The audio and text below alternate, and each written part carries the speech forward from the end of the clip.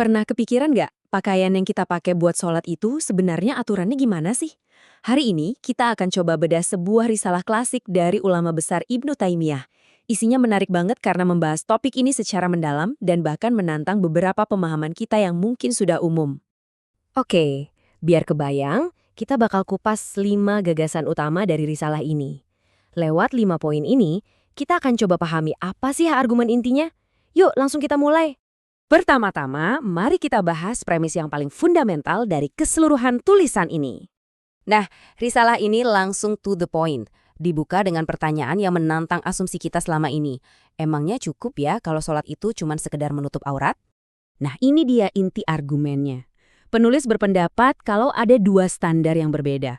Beda loh, ada standar pakaian untuk kehidupan sehari-hari yang tujuannya menutup aurat dari pandangan orang lain.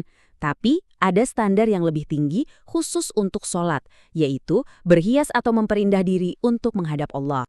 Dan menurut sumber ini, banyak banget orang yang keliru di sini, menganggap aturannya sama saja.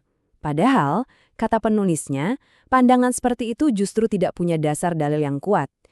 Inilah yang katanya jadi alasan utama kenapa cara berpakaian saat sholat kadang jadi kurang pas. Oke, kalau standarnya lebih tinggi, lalu dasarnya apa dong? Nah, sekarang kita masuk ke bukti kunci yang disajikan oleh penulis risalah ini.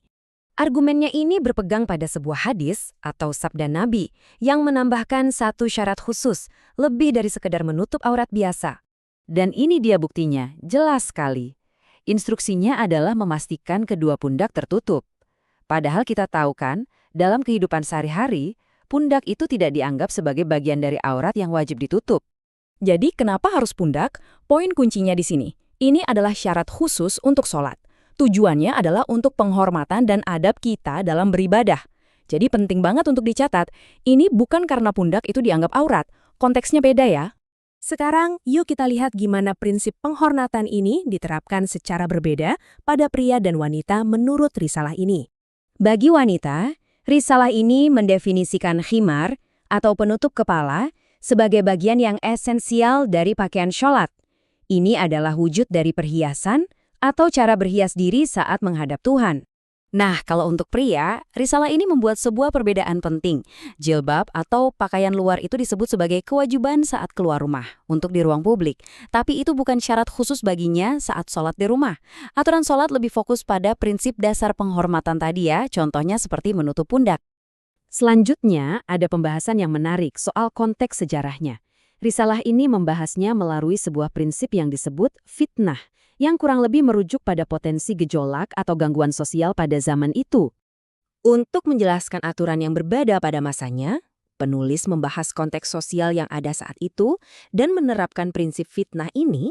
Di sini, penulisnya berpendapat bahwa di ruang publik, hijab itu adalah kewajiban bagi wanita merdeka untuk menjaga kehormatan mereka. Sementara, untuk budak wanita hal itu tidak diwajibkan dengan alasan untuk mencegah fitnah atau gejolak sosial. Ini menunjukkan kalau aturan berpakaian di luar sholat itu sangat dipengaruhi oleh konteks sosial zaman itu, yang mana berbeda dari aturan khusus untuk sholat yang fokusnya murni pada penghormatan kepada Tuhan. Nah, dari semua penjelasan tadi, ini membawa kita pada simpulan akhir dari risalah ini. Ternyata, seluruh argumen dalam risalah ini berakar pada gagasan dalam Al-Quran untuk mengenakan perhiasan atau pakaian terbaik kita saat beribadah. Kuncinya ada di kata indah atau berhias. Dan kutipan dari risalah ini benar-benar merangkum filosofi intinya dengan sempurna. Berpakaian untuk sholat itu adalah tentang memperindah diri untuk menghadap Tuhan.